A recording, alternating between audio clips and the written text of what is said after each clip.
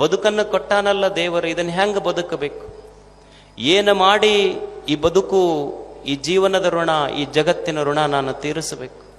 ನಾನು ಈ ಭೂಮಿಗೆ ಬರಬೇಕಾದ್ರೆ ನಾ ಏನು ಮನೆ ಕಟ್ಟಿರಲಿಲ್ಲ, ಮಣ್ಣು ಮಾಡಿಲ್ಲ, ಕಲ್ಲು ಮಾಡಿಲ್ಲ, ನೀರು ಮಾಡಿಲ್ಲ, ಗಾಳಿ ಮಾಡಿಲ್ಲ.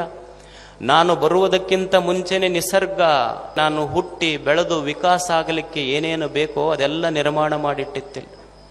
ನಾ ಏನೂ ಮಾಡಿಲ್ಲ, ಸುಮ್ಮನೆ ನಾ ಅಂತಿರ್ತೀನಿ ಅಷ್ಟ. ಹೊಲ ಮಾಡೀನಿ, ಮನೆ ಮಾಡೀನಿ, ಕಾಂಪ್ಲೆಕ್ಸ್ ಕಟ್ಸೀನಿ. ನಾ ಹೋದ ಮೇಲೆ ಇವು ಮಕ್ಕಳು ಹೆಂಗೆ ಮಾಡ್ತಾವೋ ಏನು ಮಾಡ್ತಾವ.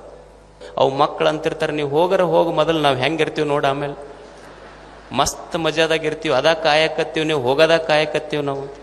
ಈ ನಿಸರ್ಗಕ್ಕಾಗಿ, ತಾನು ಹುಟ್ಟಿ ಬೆಳೆದು ವಿಕಾಸವಾಗುವ ಈ ಜಗತ್ತಿಗಾಗಿ ಮನುಷ್ಯ ಏನು ಕೊಟ್ಟಾನ ಹೇಳಿ. ಒಂದು ಕ್ಷಣ ತನ್ನ ಬದುಕಿನ ಪುಟಗಳನ್ನು ಒಂದು ಸಲ ಸಿಂಹಾವಲೋಕನ ಮಾಡಿದ್ರೆ ನಮಗನಿಸ್ತದೇನು, ನಾ ಏನು, what is my contribution to this nature, ನನ್ನ ಕೊಡುಗೆ ಏನಿದೆ ಹೇಳಿ ಈ ಜಗತ್ತಿಗೆ.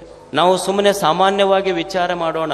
ನಾವು ನೀರು ತಗೊಳ್ತೇವೆ, ಒಂದು ಹೋಟೆಲಿಗೆ ಹೋಗಿ ಒಂದು ಬಿಸ್ಲೆರಿ ಬಾಟ್ಲಿ ತಗೋತೀವಿ. ಒಂದು ಬಿಸ್ಲೆರಿ ಬಾಟ್ಲಿಯ ಬೆಲೆ 50 ರೂಪಾಯಿ. ಲೀಟರ್ ನೀರು ತಗೊಂಡ್ರೆ 50 ರೂಪಾಯಿ ಕೊಟ್ಟಿವಿ.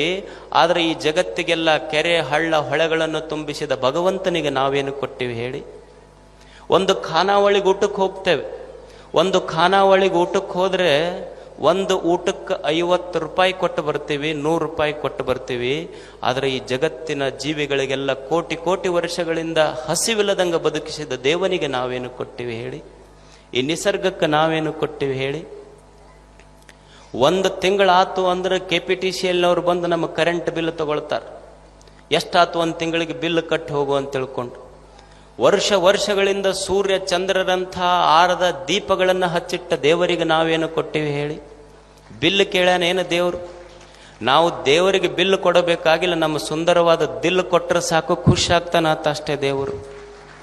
ಏನು ಕೊಟ್ಟಿವಿ ಹೇಳಿ ದೇವರಿಗೆ? ಈ ನಿಸರ್ಗಕ್ಕೆ ಮನುಷ್ಯ ಏನು ಕೊಟ್ಟಿದ್ದಾನೆ?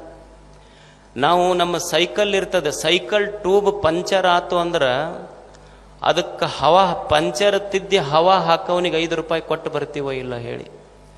ಒಂದು ಸಾಮಾನ್ಯವಾದ ಸೈಕಲ್ ಟ್ಯೂಬ್ ಪಂಚರ್ ಆದ್ರೆ ಪಂಚರ್ ತಿದ್ದಿ ಹವಾ ಹಾಕುವವನಿಗೆ 5 ರೂಪಾಯಿ ಕೊಟ್ಟು ಬರ್ತೀವಿ.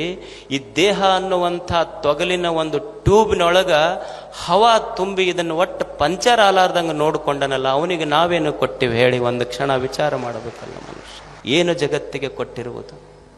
ಅದಕ್ಕಾಗಿ ಮನುಷ್ಯ ಪುಣ್ಯ ಕಾರ್ಯಗಳನ್ನು ಮಾಡಬೇಕು.